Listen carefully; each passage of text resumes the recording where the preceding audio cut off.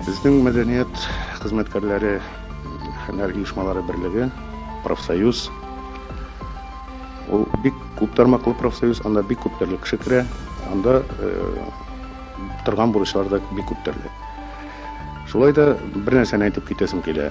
Безнең хәзер профсоюзлар шушы яңа алда торган бәйрәм, 1 май бәйрәменә карата профсоюзларның язгы бердәмлек көннәре оештыру мәсьәләсен карадылар һәм аны алып баралар.